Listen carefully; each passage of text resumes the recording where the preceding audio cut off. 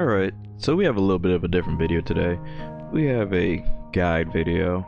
I'm gonna go over the build, and later on this week I'll be putting out an actual gameplay video, but now let's just go over the build. So the build's gonna revolve around the R63 Diligence counter sniper.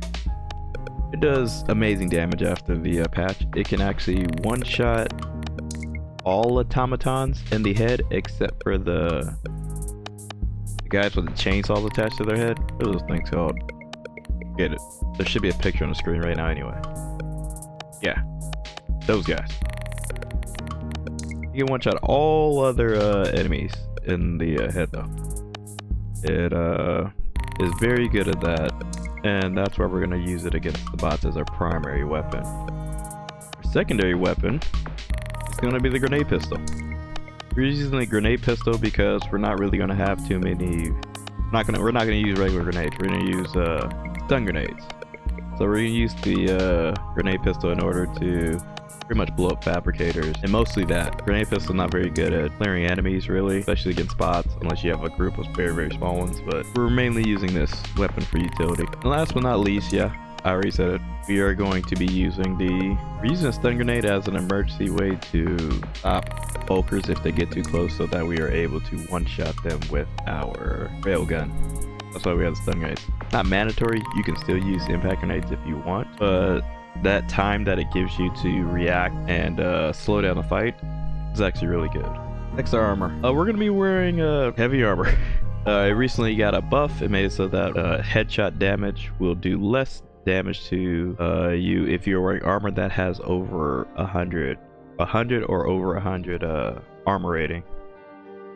Any heavy armor that you want to wear is perfectly fine. I prefer the one with explosive resistance and recoil reduction, so that way I have an easier time sniping.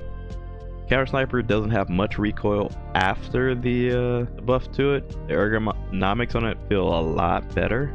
It doesn't feel as weighted as it does before, but having an extra 30% does do quite a bit. And the 50% explosive damage resistance is excellent against the boss, because you will be getting hit with a lot of explosions.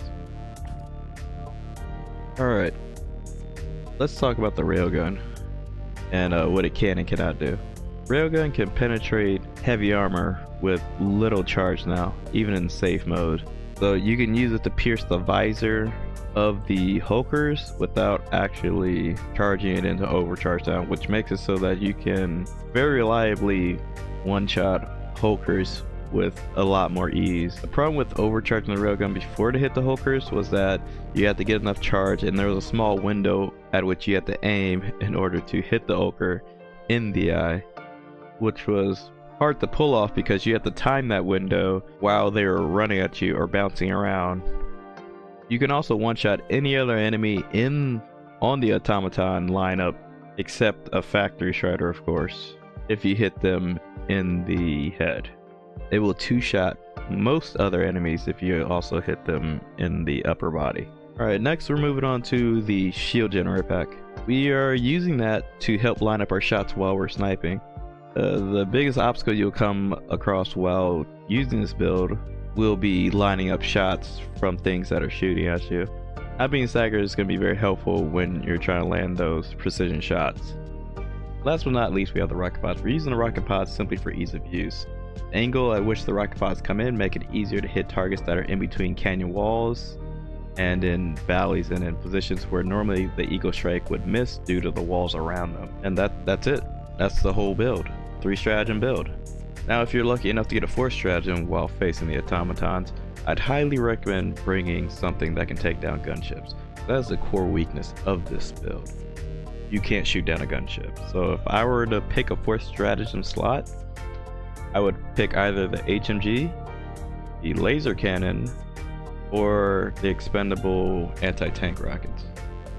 I think those are your 3 best choices for handling the gunships or just supplementing this build in any way.